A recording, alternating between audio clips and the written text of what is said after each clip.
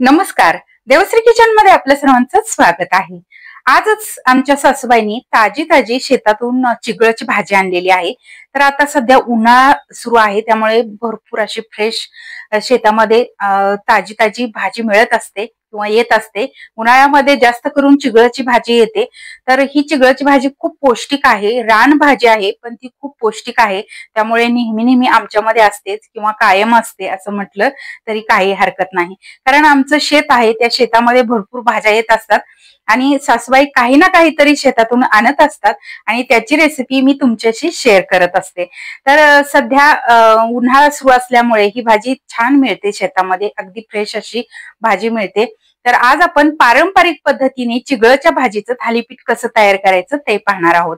चिगळाच्या भाजीचं थालीपीठ खूप पौष्टिक थालीपीठ होतं, पारंपरिक पद्धत आहे आणि चवीला सुद्धा मस्त लागतं. तर या पद्धतीने तुम्ही नक्की करून पहा, तुम्हाला सुद्धा नक्कीच आवडेल.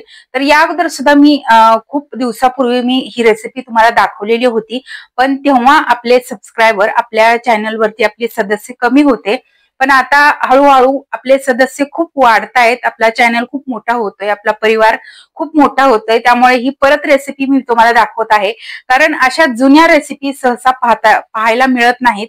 म्हणून ही डबल रेसिपी मी तुम्हाला आज दाखवणार आहे. आणि आज आपला रविवार स्पेशल मिलेटचा दिवस आहे, त्यामुळे यामध्ये आपण ज्वारीच्या पिठाचा वापर करणार आहोत. त्यामुळे आज आपण ज्वारीच्या पिठाचं चिगळाच्या भाजीचं थालीपीठ पाहतोय.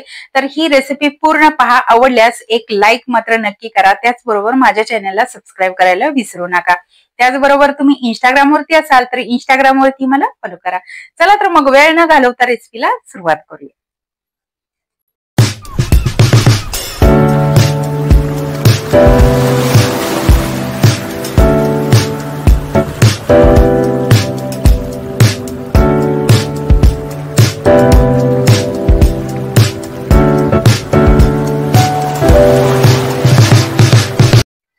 सासूबाईंनी शेतातून भाजी आणल्या मी ती स्वच्छ धुवून ठेवलेली आहे आणि यातलं सगळं पाणी निथळून घेतलंय. आता ही भाजी आपल्याला निवडून घ्यायची आहे. तर तुम्ही पाहू शकताय, चिगळाच्या भाजीचा असा एक वेल असतो, जागोजागी ती जमिनीमध्ये चिकटलेली असते, तुम्ही पाहू शकताय. आणि याला बारीक बारीक मुळा असतात, तुम्ही पाहू शकताय. पहा, या मुळा दिसतायत का तुम्हाला? या मुळा आहेत, तर या मुळा आपल्याला काढून घ्यायच्या आहेत आणि ही भाजी अशा पद्धतीने निवडून घ्यायची आहे. याला भरपूर माती सुद्धा असते, त्यामुळे 2 ते 3 पाण्याने आपल्याला ही भाजी स्वच्छ धुवून घ्यायची आहे. अशा पद्धतीने ही सगळी भाजी आपण निवडून घेऊयात आणि नंतर बारीक चिरून घेऊयात. चिगळाची भाजी निवडून मी बारीक चिरून घेतलेली आहे. त्याचबरोबर आपल्याला बाकीचं साहित्य लागणार आहे. एक कांदा, कोथिंबीर आणि इकडे मी हिरवी मिरचीचा ठेचा करून घेतलाय. यामध्ये लसूण, कोथिंबीर घातलेली आहे. 2 चमचे तीळ घेतलेले आहेत. 1 चमचा धने जिरेची पूड, अर्धा चमचा हळद घेतलेली आहे आणि चवीनुसार मीठ लागणार आहे. आणि इथे हे पिठाचं प्रमाण जे घेतलंय ते अगदी परफेक्ट असं प्रमाण आहे. एक मोठी वाटी ज्वारीचं पीठ घेतलेलं आहे. साधारण 2 चमचे एवढं बेसनचं पीठ आणि 2 चमचे आपल्याला गव्हाचं पीठ लागणार आहे आणि थोडस आपल्याला तेल लागणार आहे. तर आता आपण सुरुवातीला हे पीठ मळून घेऊयात. एका परातीमध्ये आपण ही भाजी, कांदा, कोथिंबीर सुरुवातीला घालून घेऊयात. आता यामध्ये आपल्याला बाकीचं सगळं साहित्य मिक्स करून घ्यायचं आहे. सुरुवातीला ज्वारीचं पीठ घालूयात, बेसनचं पीठ, गव्हाचं पीठ आणि यामध्ये बारीक करून घेतलेली लसूण, कोथिंबीर आणि हिरवी मिरचीचा ठेचा आणि बाकीचे सगळे पदार्थ यामध्ये मिक्स करून घेऊया. आता हे हाताने व्यवस्थित मिक्स करून घेऊया.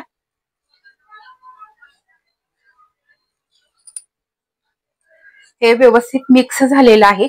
यामध्ये मी तुम्हाला ओवा दाखवायचं विसरले. यामध्ये अर्धा चमचा ओवा घालूया. आता यामध्ये थोडं थोडं पाणी घालत आपल्याला याचा एक गोळा मळून घ्यायचा आहे.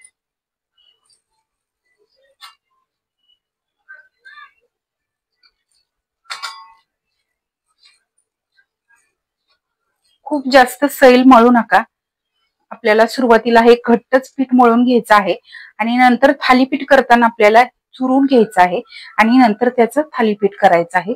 कारण सुरुवातीलाच तुम्ही सैल पीठ मळून घेतलं तर शेवटी हे पीठ खूप सैल होतं आणि त्याचं थालीपीठ आपल्याला व्यवस्थित थापता येत नाही. त्यासाठी सुरुवातीला घट्ट हे पीठ मळून घ्यायचं आहे.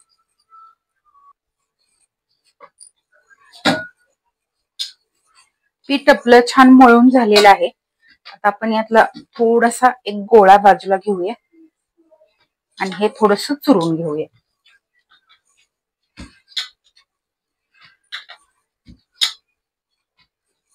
खूप चिकटत असेल तर थोडस पाण्याचा हात घ्यायचा, म्हणजे हे पीठ अजिबात हाताला चिकटत नाही किंवा या परातीला चिकटत नाही.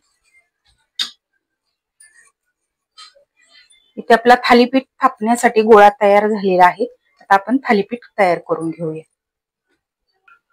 एका पोळपाटावरती आपल्याला एक कापड टाकायचं आहे. कापड ओलं करून घ्यायचं आहे आणि परत याच्यावरती थोडस असं पाणी घालायचं आहे आणि याच्यावरती हा गोळा ठेवायचा आहे आणि हे थालीपीठ आपल्याला थापून घ्यायचं आहे.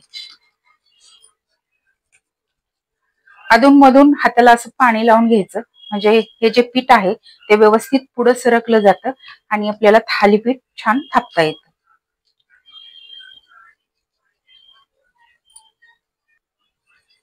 थालीपीठ आपलं थापून झालेलं आहे. खूप पातळ करायचं नाही, थोडस जाड ठेवायचं आहे.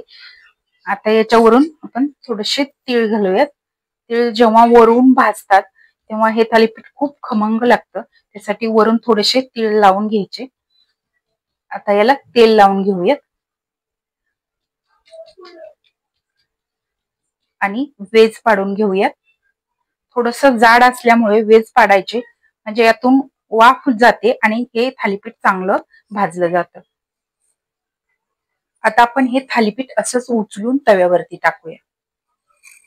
सुरुवातीला तव्याला थोडस तेल लावून घ्यायचं आणि त्याच्यावरती हे थालीपीठ टाकायचं.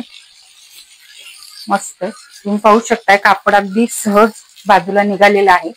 याचा अर्थ आपण जे पाणी कपड्याला लावलं होतं ते व्यवस्थित होतं.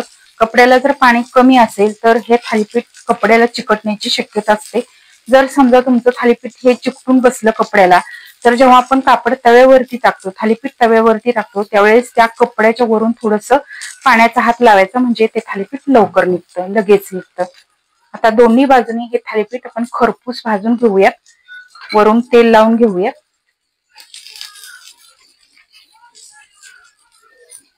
आता दुसऱ्या बाजूने आपण पलटून घेऊया.